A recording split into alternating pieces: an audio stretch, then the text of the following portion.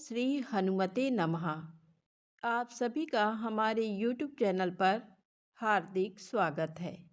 आज मंगलवार के दिन आइए सुने हनुमान जी की पौराणिक कथाएं। तो प्रेम से बोलें हनुमान जी महाराज की जय हो। कथा के अनुसार एक समय की बात है, एक नगर में एक वृद्धा रहती थी। उसका एक ही पुत्र था।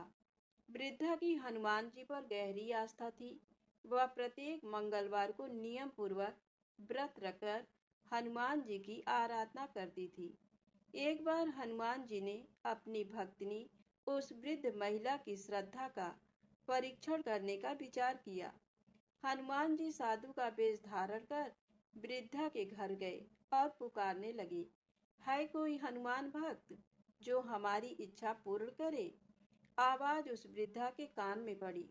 पुकार सुन वृद्धा जल्दी से बाहर आई और साधु को प्रणाम कर बोली, आज्ञा महाराज। हनुमान वेशधारी साधु बोले, मैं भूखा हूँ, भोजन करूँगा, तुम थोड़ी सी जमीन लीप दो। वृद्धा दुविधा में पड़ गई।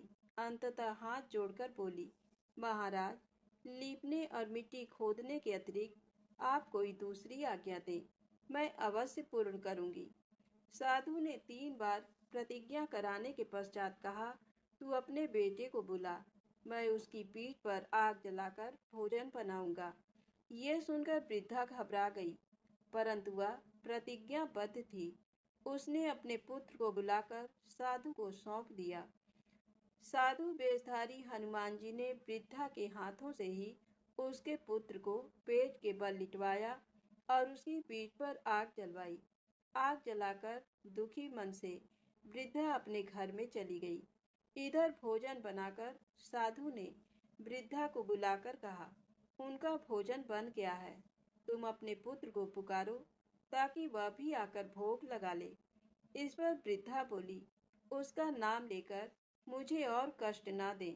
लेकिन जब साधु महाराज नहीं माने तो वृद्धा ने अपने पुत्र को आवाज लगाई। वह अपनी माँ के पास आ गया। अपने पुत्र को जीवित देख वृद्धा को बहुत आश्चर्य हुआ और वह साधु के चरणों में गिर पड़ी। तब हनुमान जी अपने वास्तविक रूप में प्रकट हुए और वृद्धा को भक्ति का आशीर्वाद दिया। तो प्रेम से बोले, शंकर भगवान की जय हो, बजरंग बली की जय हो।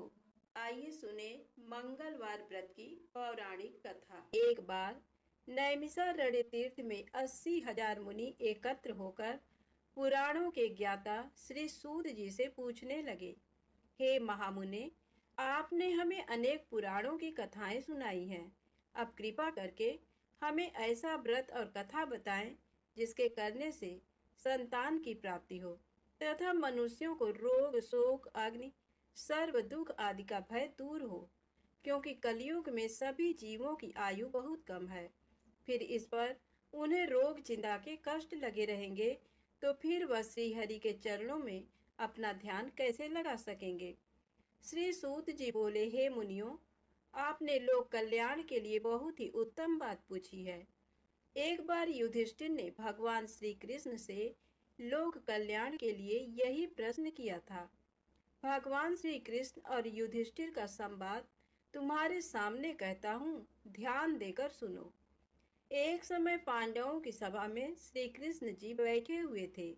तब युधिष्ठिर ने भगवान श्री कृष्ण से प्रश्न किया, हे प्रभु नंद नंद गोविंद, आपने मेरे लिए अनेकों कथाएं सुनाई हैं। आज आप कृपा करके ऐसा व्रत या कथा सुनाएं जिसके करने से मनुष्य को रोग चिंता का भय समाप्त हो और उसको पुत्र की प्राप्ति हो। हे प्रभु, बिना पुत्र के जीवन व्यर्थ है। पुत्र के बिना मनुष्य नरकगामी होता है। पुत्र के बिना मनुष्य पितृ ऋण से छुटकारा नहीं पा सकता और न ही उसका पुन्नग नामक नरक से उद्धार हो सकता है। अतः पुत्रदायक व्रत बतलाएं। श्री कृष्ण भगवान बोले, हे राजन, मैं एक प्राचीन इतिहास सुनाता हूँ, आप उसे ध्यान पूर्वक सुनो। कुंडलपुर नामक एक नगर था। उसमें नंदा नामक एक ब्राह्मण रहता था। भगवान की कृपा से उसके पास सब कुछ था, फिर भी वह दुखी था। इसका कारण ये था कि ब्राह्मण की स्त्री सुनंदा के कोई संतान न थी। सुनंदा पतिव्रता थी, भक्तिपूर्वक श्री हनुमान जी की आराधना करती थी। मंगलवार के दिन व्रत करके अंत में भोजन बनाकर हनुमान जी का भोग लगाने के बाद स्वयं भोजन करती थी। एक बार मंगलवार के दिन ब्राह्मणी गृह कार्य की अधिकता के कारण हनुमान जी को भोग न लगा सकी, तो इस पर उसे बहुत दुख हुआ। उसने कुछ भी नहीं खाया और अपने मन में प्रण किया कि अब तो अगले मंगलवार को ही हनुमान जी का भोग लगाकर अन्न जल ग्रहण करेगी। ब्राह्मणी सुनंदा प्रतिदिन भोजन बनाती, श्रद्धा पूर्वक पति को खिलाती, परंतु स्वयं भोजन नहीं करती और मन ही मन श्री हनुमान जी की आराधना करती थी।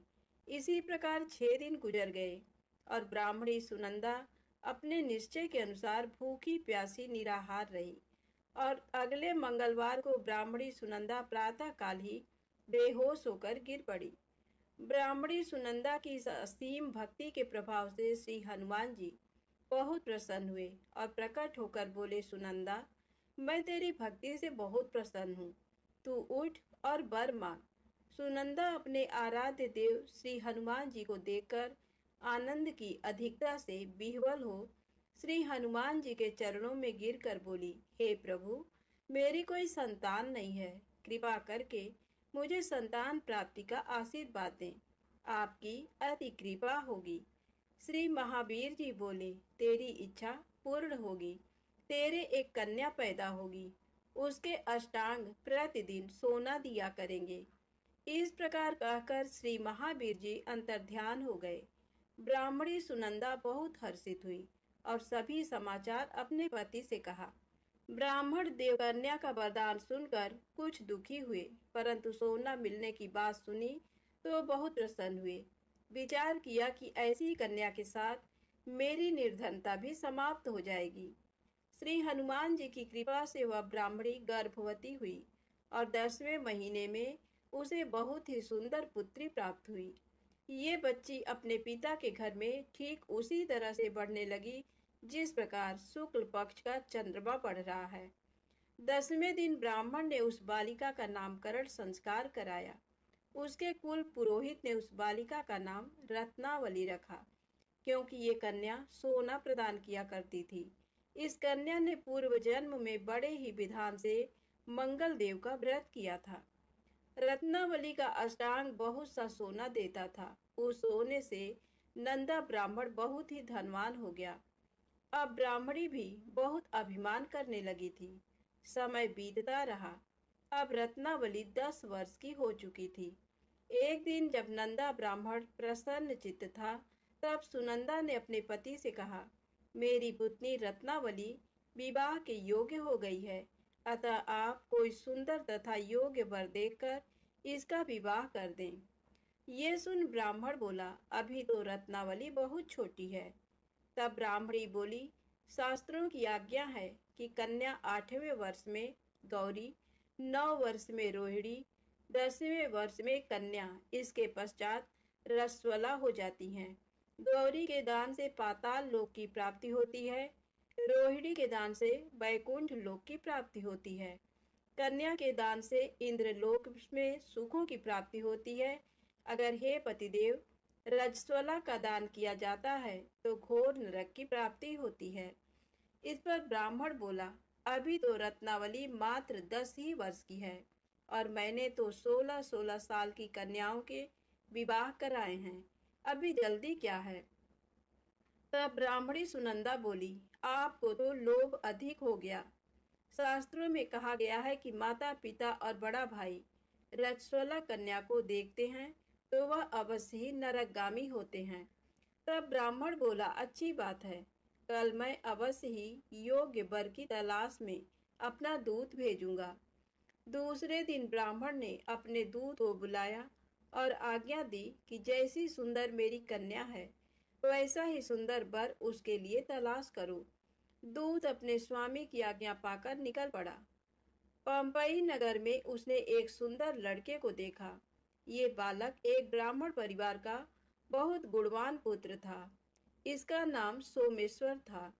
दूत ने इस सुंदर व गुणवान ब्राह्मण पुत्र के बारे में अपने स्वामी को पूर्ण विवरण दिया। ब्राह्मण नंदा को भी सोमेश्वर अच्छा लगा और फिर शुभ मुहूर्त में विधि पूर्वक कन्यादान करके ब्राह्मण ब्राह्मणी संतुष्ट हुए। परंतु ब्राह्मण के मन में लोभ समाया हुआ था। उसने कन्यादान तो कर दिया, पर वह बहुत खिन्न भी था। उसने विचार किया कि रत्नावली तो अब चली जाएगी और मुझे इससे जो सोना मिलता था वह अब नहीं मिलेगा। मेरे पास जो धन था कुछ तो इसके विवाह में खर्च हो गया और जो शेष बचा है वह भी कुछ दिनों पश्चात समाप्त हो जाएगा। मैंने तो इसका विवाह करके बहुत बड़ी भूल कर दी है। अब कोई ऐसा उपाय हो कि रत्नावली मेरे घर में ही बनी रहे, अपनी ससुराल ना जाए। लोभ रूपी राक्षस ब्राह्मण के मस्तिष्क पर छाता जा रहा था। रात भर अपनी सैया पर बेचैनी से करवटें बदलते बदलते उसने एक बहुत ही क्रूर निर्णय लिया।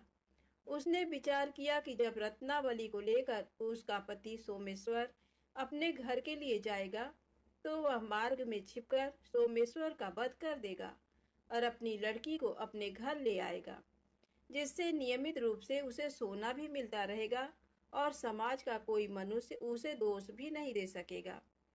प्रातः काल हुआ तो नंदा और सुनंदा ने अपने जमाई तथा लड़की को बहुत सारा धन देकर विदा किया।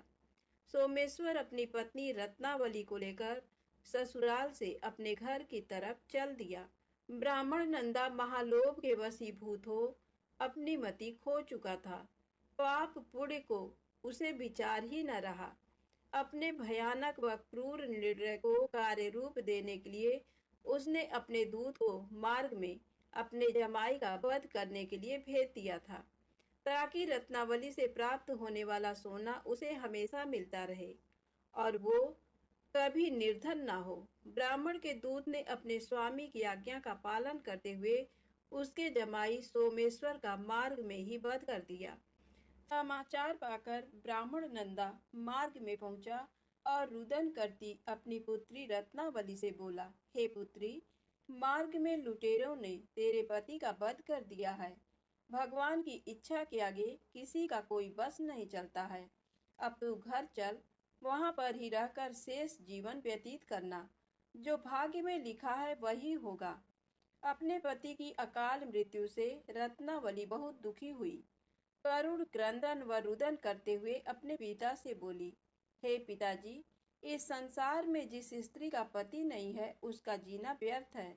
मैं अपने पति के साथ ही अपने शरीर को जला दूंगी और सती होकर अपने इस जन्म को, माता पिता के नाम को तथा सास ससुर के यश को सार्थक करूंगी। ब्राह्मण नंदा अपनी पुत्री रत्नावली के वचनों को सुनकर बहुत दुखी हुआ। विचार करने लगा, मैंने व्यर्थ ही जमाई वध का पाप अपने सिर लिया। रत्नावली तो उसके पीछे अपने प्राण तक देने को तैयार है। मेरा तो दोनों तरफ से मरण हो गया।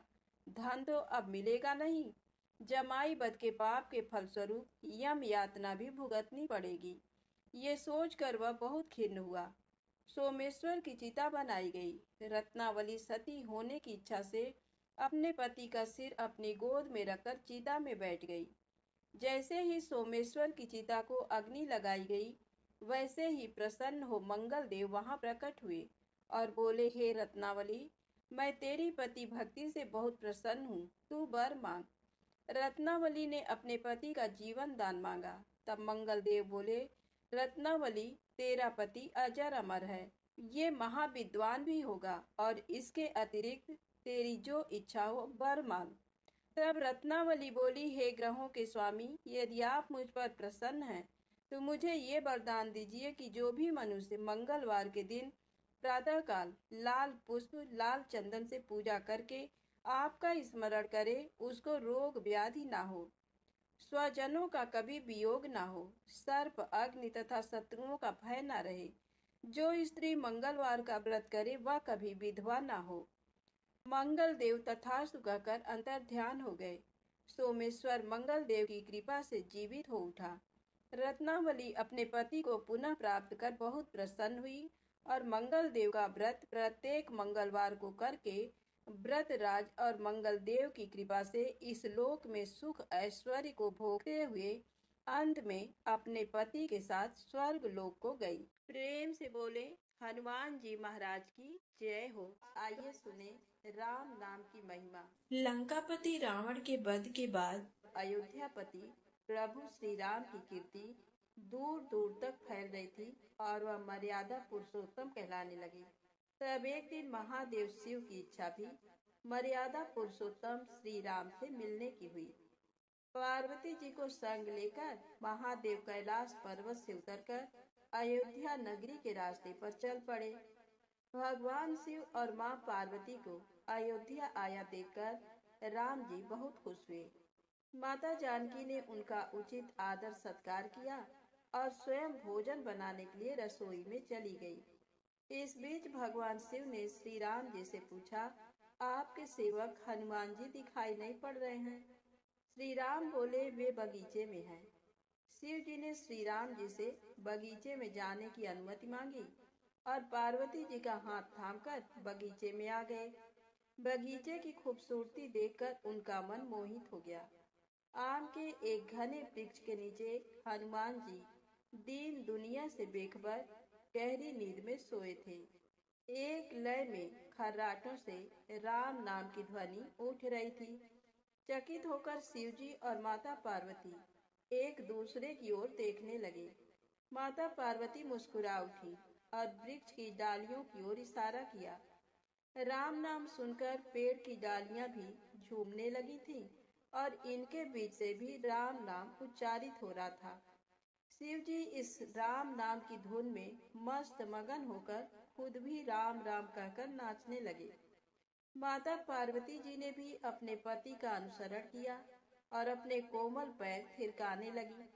शिव जी और माता पार्वती जी के नृत्य में ऐसी झनकार उठी कि स्वर्ग लोक के देवतागण भी आकर्षित होकर बगीचे में आ गए और राम नाम की धुन में सभी मस्त हो गए।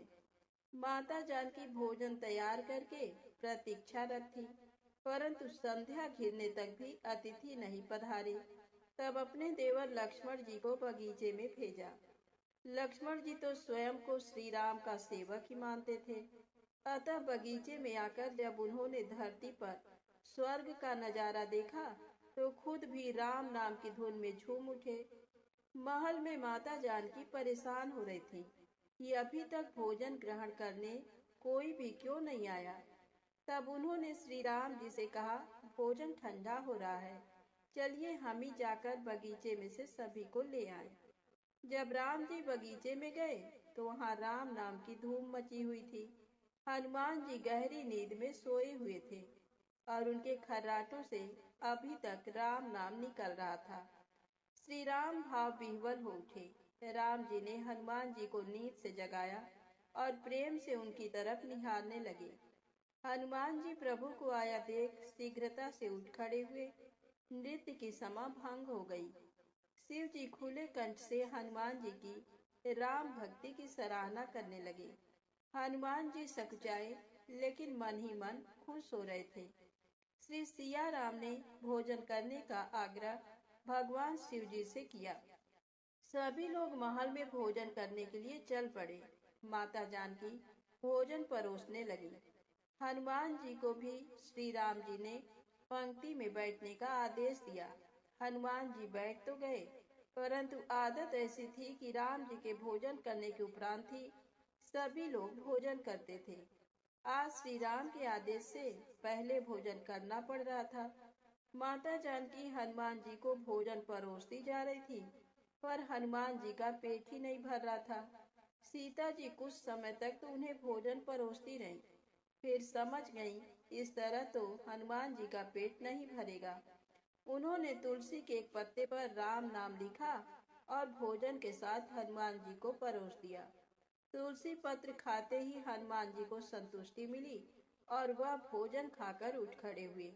भगवान शिव शंकर ने प्रसन्न होकर हनुमान जी को आशीर्वाद दिया कि आपकी राम भक्ति युगों युगों तक याद की जाएगी और आप संकट मोचन कहलाएंगे। तो प्रेम से बोलें शंकर जी भगवान की जय हो। संकट मोचन हनुमान जी की जय हो। अब आइए सुने राम नाम महिमा की दूसरी कहानी। महादेव जी को एक बार बिना कारण के किसी को प्रणाम करते देखकर पार्वती जी ने पूछा, आप किसको प्रणाम करते रहते हैं? शिव जी पार्वती जी से कहते हैं कि हे देवी, जो व्यक्ति एक बार राम कहता है उसे मैं 3 बार प्रणाम करता हूँ। पार्वती जी ने एक बार शिव जी से पूछा, आप स्मशान में क्यों जाते हैं और ये चिता की भस्म शरीर पर क्यों लगाते हैं? उसी समय शिव जी पार्वती जी को शमशान ले गए। वहां एक शव अंतिम संस्कार के लिए लाया गया। लोग राम नाम सत्य है कहते हुए शव को ला रहे थे। शिव जी ने कहा कि देखो पार्वती, इस शमशान की ओर जब लोग आते हैं तो राम नाम का स्मरण करते हुए आते हैं और इस शव के निमित्त से कई लोगों के मुख से मेरा अति प्रिय दिव्य राम नाम निकलता है। उसी को सुनने में शमशान में आता हूँ और इतने लोगों के मुख से राम नाम का जप करवाने में निमित्त बनने वाले इस शव का मैं सम्मान करता हूँ, प्रणाम करता हूँ और अग्नि में जलने के बाद उसकी भस्म को अपने शरीर पर लगा लेता हूँ। राम नाम बुलवाने वाले के प्रति मुझे अगाध प्रेम रहता है। एक बार शिव जी कैलाश पर पहुँचे और पार्वती जी से भोजन मांगा। पार्वती जी विष्णु सहस्त्र नाम का पाठ कर रही थी। पार्वती जी ने कहा, अभी पाठ पूरा नहीं हुआ, कृपया थोड़ी देर प्रतीक्षा कीजिए।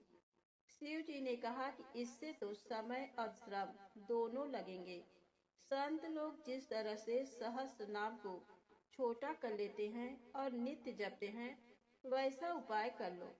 पार्वती जी ने पूछा, वो उपाय कैसे करते हैं, मैं सुनना चाहती हूँ। तब शिव जी ने बताया, केवल एक बार राम कह लो, तुम्हें सहस्त्र नाम भगवान के 1000 नाम लेने का फल मिल जाएगा। एक राम नाम 1000 दिव्य नामों के समान है। पार्वती जी ने वैसा ही किया। भगवान बोले, श्री राम राम रामेति रमे रामे मनोरमे सहस्र नाम तत्तुल्यम राम नाम वरानने। ये राम नाम सभी आपदाओं को हरने वाला, सभी संपदाओं को देने वाला दाता है। सारे संसार को विश्राम शांति प्रदान करने वाला है। इसीलिए मैं इसे बार बार प्रणाम करता हूँ। भवसागर के सभी समस्याओं और दुख के बीजों को भूंज के रख देने वाला, समूल नष्ट कर देने वाला, सुख संपत्तियों को अर्जित करने वाला, यमदूतों को भगाने वाला केवल राम नाम का गर्जन जप है। प्रयास पूर्वक स्वयं भी राम नाम जपते रहना चाहिए और दूसरों को भी प्रेरित करके राम नाम जपवाना चाहिए। इससे अपना और दूसरों का तुरंत कल्याण हो जाता है। यही सबसे सुलभ और अचूक उपाय है। इसीलिए हमारे देश में प्रणाम राम राम कहकर किया जाता है। आप आइए सुने बिल्व वृक्ष की महिमा। एक बार नारद जी ने भगवान भोलेनाथ की स्तुति कर पूछा, प्रभु, आपको प्रसन्न करने के लिए सबसे उत्तम और सुलभ साधन क्या है? हे त्रिलोकीनाथ, आप तो निर्विकार और निष्काम हैं। आप सहज ही प्रसन्न हो जाते हैं। फिर भी मेरी जानने की इच्छा है कि आपको क्या प्रिय है। शिव जी बोले, नारद जी, वैसे तो मुझे भक्त के भाव सबसे प्रिय हैं। फिर भी आपने पूछा है तो बताता हूँ। मुझे जल के साथ साथ बिल्व पत्र बहुत प्रिय हैं। जो अखंड बिल्व पत्र मुझे श्रद्धा से अर्पित करते हैं, मैं उन्हें अपने लोक में स्थान देता हूँ। नारद जी भगवान शंकर और माता पार्वती की वंदना कर अपने लोक को चले गए। उनके जाने के पश्चात पार्वती जी ने शिव जी से पूछा, हे प्रभु, मेरी ये जानने की बड़ी उत्कट इच्छा हो रही है कि आपको बिल्व पत्र इतने प्रिय क्यों हैं। कृपा करके मेरी जिज्ञासा शांत करें। शिव जी बोले, हे शिवे, बिल्व के पत्ते मेरी जटा के समान हैं।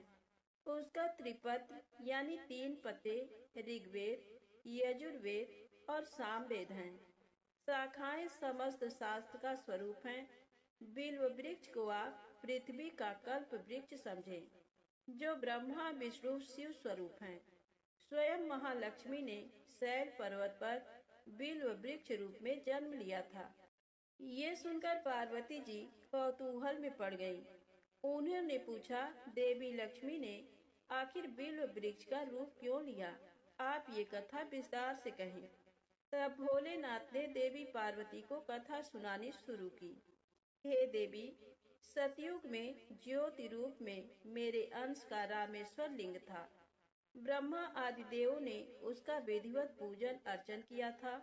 फलतः मेरे अनुग्रह से वाग देवी सबकी प्रिया हो गई। वे भगवान विष्णु को सतत प्रिय हो गई। मेरे प्रभाव से भगवान केशव के मन में वाग देवी के लिए जितनी प्रीति हुई, वह स्वयं लक्ष्मी को नहीं भाई। अतः लक्ष्मी देवी चिंतित और रुष्ट होकर परम उत्तम श्रीशैल पर्वत पर चली गई। वहां उन्होंने मेरे विग्रह की उग्र तपस्या प्रारंभ कर दी। हे परमेश्वरी, कुछ समय बाद महालक्ष्मी जी ने मेरे विग्रह से थोड़ा ऊर्ध्व में एक वृक्ष का रूप धारण कर लिया और अपने पत्र पुष्प द्वारा निरंतर मेरा पूजन करने लगी। इस तरह उन्होंने कोटि वर्ष तक आराधना की। अंततः उन्हें मेरा अनुग्रह प्राप्त हुआ। महालक्ष्मी ने मांगा कि श्री हरि के हृदय में मेरे प्रभाव से वाग्देवी के लिए जो स्नेह हुआ है वह समाप्त हो जाए। शिव जी बोले, मैंने महालक्ष्मी को समझाया कि श्री हरि के हृदय में आपके अतिरिक्त किसी और के लिए कोई प्रेम नहीं है। वाग्देवी के प्रति तो उनकी श्रद्धा है। ये सुनकर श्री लक्ष्मी जी प्रसन्न हो गईं और पुनः श्री विष्णु के हृदय में स्थित होकर निरंतर उनके साथ विहार करने लगी। हे पार्वती, महालक्ष्मी के हृदय का एक बड़ा विकार इस प्रकार दूर हुआ था। इस कारण हरिप्रिया उसी वृक्ष रूप में सर्वदा अतिशय भक्ति से भरकर यत्न पूर्वक मेरी पूजा करने लगी। बिल्व इस कारण मुझे बहुत प्रिय है और मैं बिल्व वृक्ष का आश्रय लेकर रहता हूँ। बिल्व वृक्ष को सदा सर्व तीर्थमय एवं सर्व देवमय मानना चाहिए, इसमें तनिक भी संदेह नहीं है। बिल्व पत्र, बिल्व फूल, बिल्व वृक्ष अथवा बिल्व काष्ठ के चंदन से जो मेरा पूजन करता है वह भक्त मेरा प्रिय है। बिल्व वृक्ष को शिव के समान ही समझो, वह मेरा शरीर है। जो बिल्व पर चंदन से मेरा नाम अंकित करके मुझे अर्पण करता है, मैं उसे सभी पापों से मुक्त करके अपने लोक में स्थान देता हूँ। उस व्यक्ति को स्वयं लक्ष्मी जी भी नमस्कार करती हैं। जो बिल्व मूल में प्राण छोड़ता है उसको रुद्र देह प्राप्त होता है। तो प्रेम से बोले, विष्णु भगवान माता लक्ष्मी की जय हो। शंकर भगवान माँ गौरी माता की जय हो।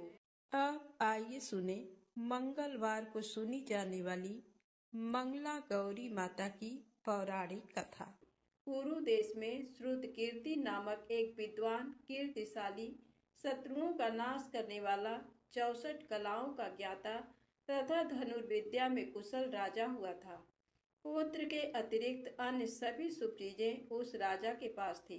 अतः वह राजा संतान के विषय में अत्यंत चिंतित हुआ और जब ध्यान पूर्वक देवी की आराधना करने लगा, तब उसकी कठोर तपस्या से देवी प्रसन्न हो गईं और उससे ये वचन बोली, हे सुब्रत, वर मांगो।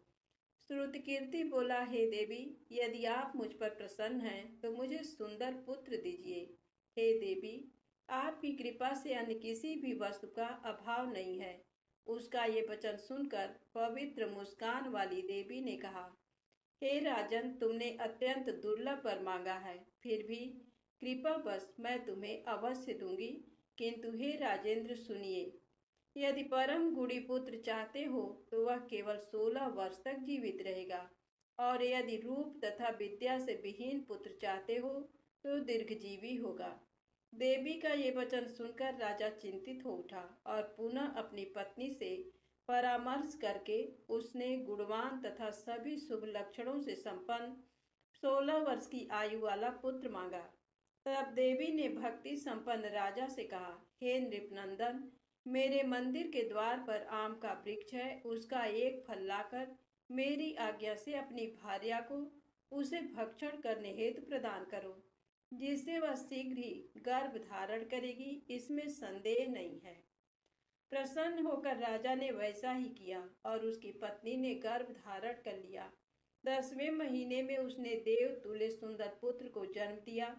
तब हर्ष तथा शोक से युक्त राजा ने बालक का जात कर्म आदि संस्कार किया और शिव का स्मरण करते हुए उसका नाम चिरायु रखा। इसके बाद पुत्र के 16 वर्ष के होने पर पत्नी सहित राजा चिंता में पड़ गए और वे विचार करने लगे कि ये पुत्र बड़े कष्ट से प्राप्त हुआ है और मैं इसकी दुखद मृत्यु अपने ही सामने कैसे देख सकूंगा। ऐसा विचार करके राजा ने पुत्र को उसके मामा के साथ काशी भेज दिया। प्रस्थान के समय राजा की पत्नी ने अपने भाई से कहा कि कार्पटिक का वेश धारण करके आप मेरे पुत्र को काशी ले जाइए। मैंने भगवान मृत्युंजय से पूर्व में पुत्र के लिए प्रार्थना की थी और कहा था कि हे विश्वेश, आप जगतपति की यात्रा के लिए मैं उस पुत्र को अवश्य भेजूंगी। अतः आप मेरे पुत्र को आज ही ले जाइए और सावधानी पूर्वक इसकी रक्षा कीजिएगा। अपनी बहन की ये बात सुनकर भांजे के साथ वो चल पड़ा। कई दिनों तक चलते चलते वह आनंद नामक नगर में पहुंचा। वहां सभी प्रकार की समृद्धियों से संपन्न वीरसेन नाम वाला राजा रहता था। उस राजा की एक सर्वलक्षण संपन्न युवावस्था प्राप्त मनोहर तथा रूप लावण्यमयी मंगला गौरी नामक कन्या थी।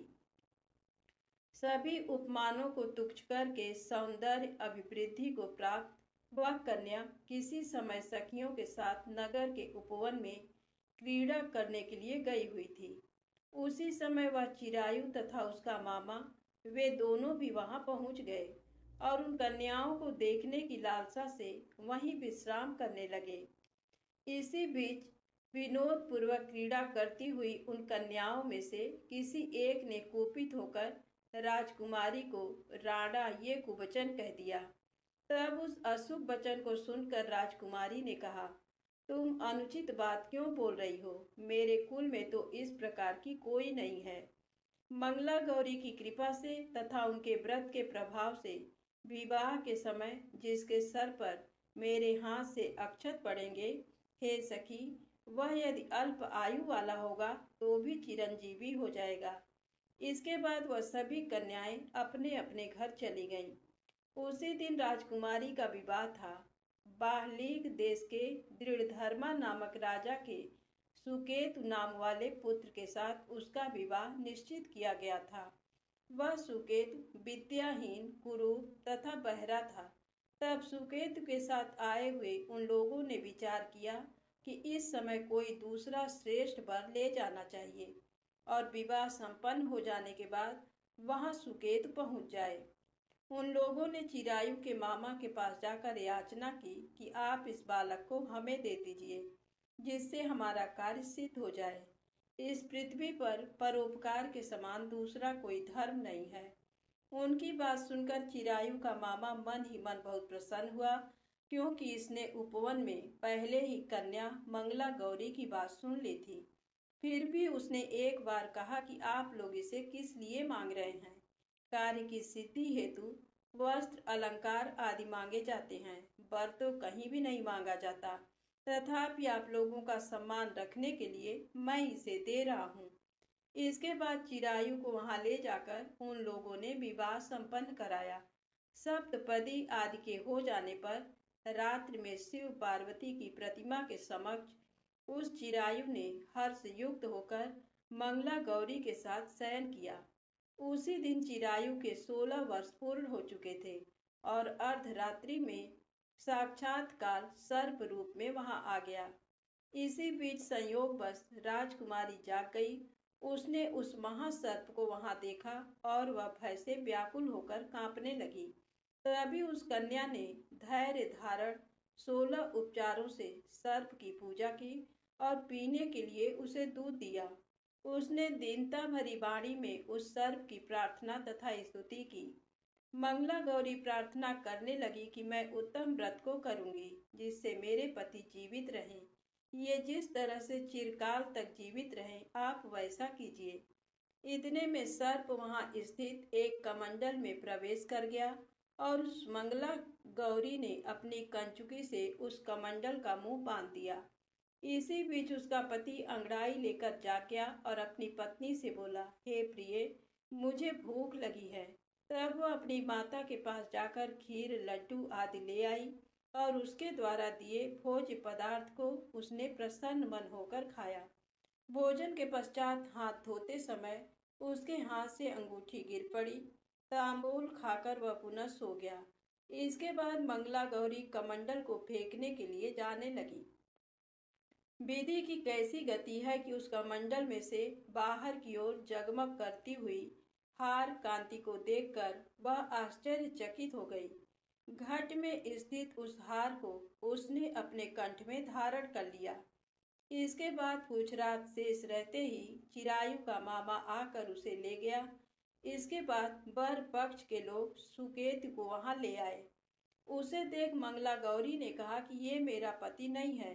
तब उन सभी ने उससे कहा, हे सुबे, तुम ये क्या बोल रही हो? यहाँ तुम्हारा कोई परिचायक हो तो उसे हम लोगों को बताओ। मंगला गौरी बोली, जिसने रात्रि में 9 रत्नों से बनी अंगूठी दी है, उसकी अंगुली में इसे डालकर परिचायक निशानी देख लें। मेरे पति ने रात्रि में मुझे जो हार दिया था उसके रत्नों का समुदाय कैसा है, इस बात को ये बताएं। ये तो कोई अन्य ही है। इसके अतिरिक्त रात्रि में आम सींचते समय उनका पैर कुमकुम से लिप्त हो गया था। वह मेरी जांघ पर अब भी विद्यमान है। उसे आप लोग शीघ्र देख लें। साथ ही रात में परस्पर भाषण तथा भोजन आदि जो कुछ किया गया था उसे भी ये बता दें, तब ये निश्चय ही मेरे पति हैं। इस प्रकार उसका वचन सुनकर सभी ठीक है कहने लगे, किंतु जब एक भी बात न मिली तब सभी ने सुकेतु को उसका पति होने से निषिद्ध कर दिया और वर पक्ष वाले जिस तरह से आए थे उसी तरह से चले गए। उसके बाद अपने वंश को बढ़ाने वाले महान यश से संपन्न तथा परम मनस्वी मंगला गौरी के पिता ने अन्न पान आदि का सत्र चलाया। उन्होंने वर पक्ष का वृत्तांत कानों कान सुन लिया कि स्वरूप से कुरूप होने के कारण लोगों के द्वारा किसी अन्य को वर के रूप में आदर पूर्वक लाया गया था। तब उन्होंने अपनी कन्या को पर्दे के भीतर बिठा दिया। उसके बाद 1 वर्ष बीतने पर यात्रा करके चिरायु अपने मामा के साथ ये देखने आया कि विवाह के बाद वहाँ क्या हुआ। तब उसे गवाक्ष के भीतर से देखकर वह मंगला गौरी अत्यंत प्रसन्न हुई और माता पिता से बोली कि मेरे पति आ गए हैं। राजा ने अपने सुहृदजनों को बुलाकर पूर्व में कहे गए सभी परिचायकों को निशानी को देखकर मंद मुस्कान वाली अपनी कन्या चिरायु को सौंप दी। राजा ने शिष्टजनों को साथ लेकर विवाह का उत्सव कराया। इसके बाद राजा वीरसेन ने वस्त्र, आभूषण आदि, सेना, घोड़े, रथ और अन्य भी बहुत सी सामग्रियां देकर उन्हें विदा किया। उसके बाद कुल को आनंदित करने वाला वह चिरायु पत्नी तथा मामा को साथ लेकर सेना के साथ अपने नगर पहुंचा। लोगों के मुख से उसे आया हुआ सुनकर उसके माता पिता को विश्वास नहीं हुआ। उन्होंने सोचा कि प्रारब्ध अन्यथा कैसे हो सकता है। इतने में वह अपने माता पिता के पास आ गया और स्नेह से परिपूर्ण वह चिरायु भक्तिपूर्वक उनके चरणों में गिर पड़ा। तब अपने पुत्र का मस्तक सूंघ कर उन दोनों ने परम आनंद प्राप्त किया। पुत्रवधू मंगला गौरी ने भी सास ससुर को प्रणाम किया। तब सास उसे अपनी गोद में बिठाकर सारा वृत्तांत शीघ्रता पूर्वक पूछने लगी। हे महामुने, तब पुत्र वधू ने भी मंगला गौरी के उत्तम व्रत महात्म तथा जो कुछ घटित हुआ था वह सब वृत्तांत बताया। जो कोई भी इसका श्रवण करता है अथवा जो इसे कहता है उसके सभी मनोरथ पूर्ण हो जाते हैं, इसमें संदेह नहीं है। धन्यवाद। प्रेम से बोले मंगला गौरी माता की जय हो।